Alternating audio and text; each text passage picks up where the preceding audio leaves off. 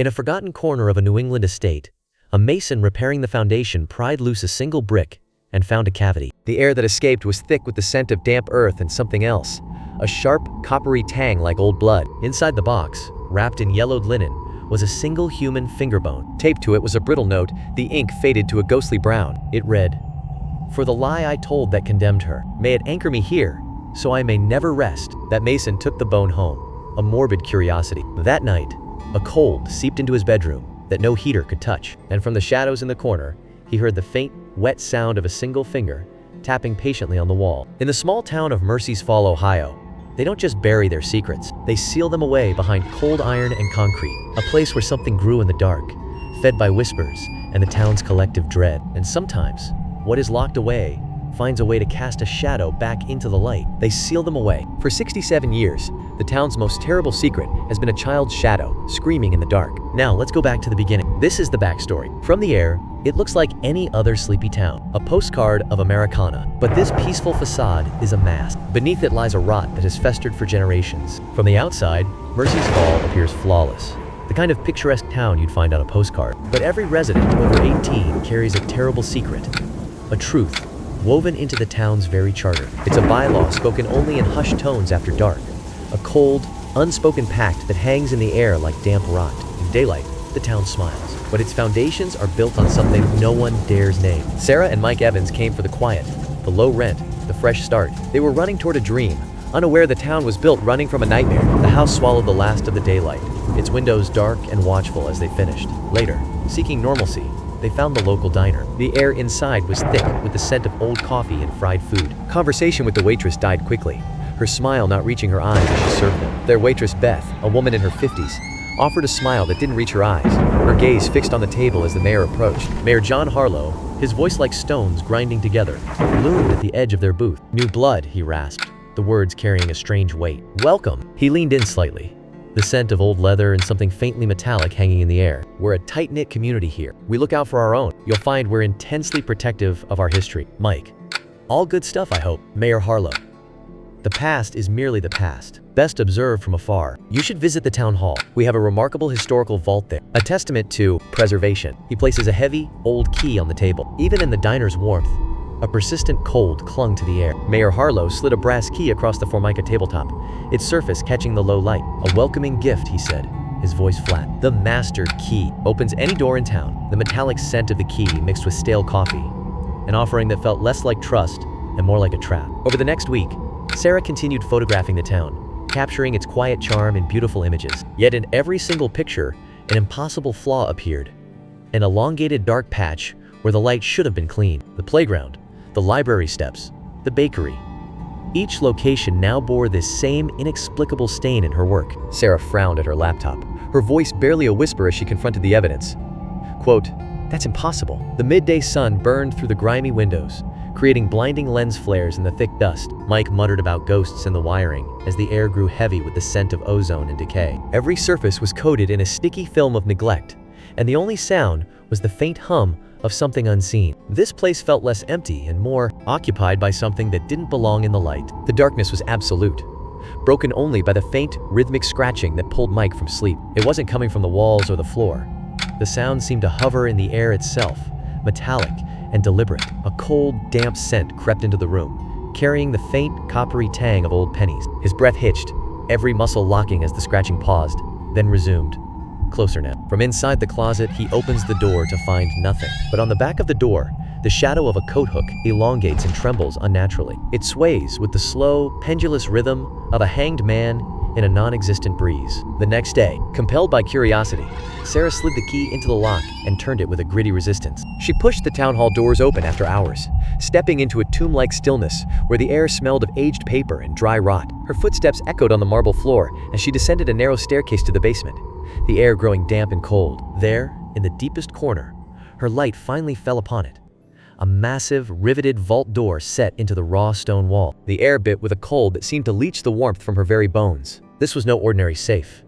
It was an ancient vault, its metal surface etched with spiraling, hypnotic patterns that swam before her eyes. A faint scent of ozone and old, forgotten dust hung in the frigid air. Her hand trembled only slightly as she slid the cold, heavy key into the dark, waiting keyhole. With a sound like a bone snapping, The mechanism rotated. Inside the vault, no documents or gold awaited. Only a solitary pedestal stood at the chamber's heart. Upon it rested the small, intricate metal box from the hook. A sub-audible hum vibrated through her molars. The air thickened with the scent of ozone and damp earth. Then, from within the vibration, a sound emerged. Not a scream, but a broken, pitiful whimper. The hopeless, exhausted cry of something that had been weeping for a very, very long time. Breathless, Sarah called out, "Hello?" The whimpering ceased abruptly. The sudden silence was thick, heavy, and far more terrible than the sound. The scratching intensified to a frantic clawing, shredding the last of Mike's nerve. Driven by a primal dread, he tore the door from its hinges, wood splintering in his hands. On the bare wall behind it, drawn in undisturbed dust, was the crisp, perfect silhouette of a small child, its hand forever reaching out. The air grew thick and cold. Mike's voice fractured into a whisper. "Sarah, we need to talk to someone." They confronted Beth at the diner. The moment they mentioned the vault, the color drained from her face. "You weren't supposed to use the key," she whispered, her voice tight with a sudden, iron-like tension. The faint scent of ozone and old coffee hung in the air as she leaned forward. "It's a test," she said, the words dropping like stones. "A politeness. You return it at year's end if you remain. If you depart, you leave it behind, and you never speak of this place again." Sarah's voice, tight with a sudden sharp fear, cut through the heavy air. "What's in the box, Beth?" In 1956, a young boy named Thomas Riley tumbled into the old Oak Street well. For 3 agonizing days, his faint cries echoed from the depths, a haunting chorus of despair. The earth groaned and shifted, the unstable ground threatening to collapse on any would-be rescuers. They listened, paralyzed, as the whimpers slowly faded into a thick, damp silence. On the third night, his voice vanished. Beth's words hung in the damp air. When they finally hauled the rope up, his body was missing, but etched into the ground where he should have lain was his shadow. A metallic scent of ozone and wet soil clung to the men as they stared, frozen by the impossible void. The stone wall of the well was scorched, but the markings weren't static etchings. They were writhing, shifting like something alive was trapped beneath the rock. A deep, resonant hum vibrated through the damp air, and the scent of ozone and old rot grew thick. The pattern wasn't just carved. It was trying to claw its way out. Beth's voice dropped to a whisper. "Isn't it?" The preacher claimed it was a fragment of his soul, trapped in its moment of terror. It grew angry. The air in the room grew thick and heavy, like the damp before a storm. Then, the whispers began. They didn't come from the walls or the air. They seeped up from wells, gurgled from drains, from any deep, dark hole that led down into the earth. First, the family pets vanished without a trace. Then, the unthinkable occurred. The Riley's newborn infant was taken from its crib. They discovered it could stretch its form, its presence, a creeping, viscous shadow. It reached out through any connected darkness, a silent predator flowing through the veins of the night itself. Mike's voice was flat with disbelief. "So you put it in a box? That's the solution?" Beth's response was a low, hollow laugh that seemed to drain the warmth from the room. "No," she whispered, the word carrying a weight that made the air feel thick and cold. Her next words landed with a finality that carried the metallic scent of ozone. "The box is a battery. The vault is not a shelter. It is a cage, and the town, sleeping under its streetlights, is the feeding ground." Every year, on the anniversary of Thomas's final silence, the ancient lock yields just a fraction, and the shadow within takes something. A lost ring, tarnished and forgotten in the damp earth. A locket of hair, still clinging to the scent of old roses and dust. The final, rattling breath of Old Man Jenkins as he slept, carrying the faint tang of ozone. A small thing, yet heavy with the weight of what was taken. The sacrifice was never about appeasement. It was containment. A low, wet scratching sound echoed from the walls, like something clawing to find purchase. The air grew thick with the scent of ozone and old rot, a palpable weight that pressed against their skin. Their realization dawned with a sickening dread. The anniversary was tonight, and the hunger was about to break free. The harvest festival in the town square was a distraction, a gathering of the herd. They fled to the town hall, where the massive vault door stood slightly ajar. From the gap pulsed a sliver of pure, liquid darkness that seemed to drink the light. Inside, Mayor Harlow stood frozen, silhouetted against the open, pulsating box. The shadow wasn't cast within the space around him. It stretched from his own feet, tall and thin and writhing, tethered directly to his form. "Mayor Harlow, you shouldn't be here. The offering must be voluntary." The town agrees. "It's always been this way, Sarah. You're not containing it. You're partnered with it." The mayor's shadow peeled from the floor, rising into a slender column of black smoke, with 2 dim, starved points of light for eyes. A whispering filled the room, the sound of a dry well, of dirt falling on a coffin lid. "Mayor Harlow, it needs a guide, a hand to point the way, taking the small things so we don't have to surrender the large ones. My father understood this grim economy. His father before him knew it too." The air carried the scent of wet earth and something older, something metallic, like cold iron left in rain. And in the quiet between heartbeats, you could hear the faintest whisper of leaves brushing against stone. Thomas was always a hungry boy. The shadow thing flowed toward Mike, who stood frozen in place. Sarah acted instantly. She didn't try to close the box. With a primal scream, she wrenches the heavy metal lid from the box itself. She brings it down with all her strength, slamming it onto the mayor's shadow where it meets his heels. The impact produces a sound like reality tearing, a shriek of rending fabric from another dimension. The mayor's human scream of agony is drowned as the towering shadow form dissolves, violently sucked back into the now sealed box. The mayor collapsed, his own shadow completely vanished, leaving him looking bleached and insubstantial on the pedestal.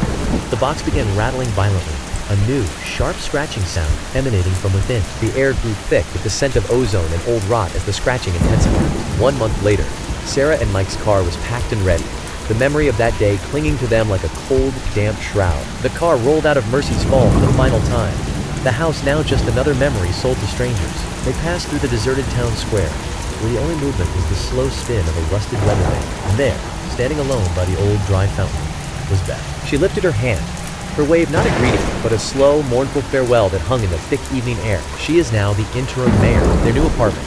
In a bright, noisy city, sunlight streams in. Mike writes at his desk. Sarah develops her photos. The strange dark patches had vanished from all her photographs, and they desperately tried to believe the ordeal was over. Later that night, Sarah rose for a glass of water, the floorboards groaning softly under her bare feet. Outside, the solitary streetlight cast the sharp, geometric shadow of the window frame across the linoleum. The air in the kitchen felt unnervingly still and carried the faint, metallic scent of old pipes. As she stepped over it, the long, rectangular shadow twitched. It bent unnaturally, just enough to graze her skin. A cold that sank deep into bone radiated from that contact. Her gaze dropped, and her entire body seized with a primal dread. The shadow of the window frame was no longer empty. Inside its oblong shape rested a smaller, sharper silhouette. It was the figure of a little boy, captured with chilling clarity. He sat perfectly still, as if trapped at the bottom of a deep, dark well. He was trapped, as if in a box. From the floorboards, his shadow head twisted and stared up at her. Narrator. Some doors, once opened, can never be fully closed. Some shadows don't just follow you. They remember the way home. The air grew heavy with the scent of ozone and decay, as if the darkness itself had begun to rot. A sticky, unnatural cold seeped through the floorboards, carrying the sound of whispering from the foundation below. Paralyzed by the unknown, he watched as the shadow detached itself, moving toward the lock with deliberate, remembered purpose. The key, their key, rested in the lock, turned by an invisible hand. It now rests on their pristine kitchen counter. Did they truly return it, or did a fragment remain with them? A scent of ozone and damp earth now clings to the air. Whispers seem to echo from its polished surface, a lingering presence in their new home.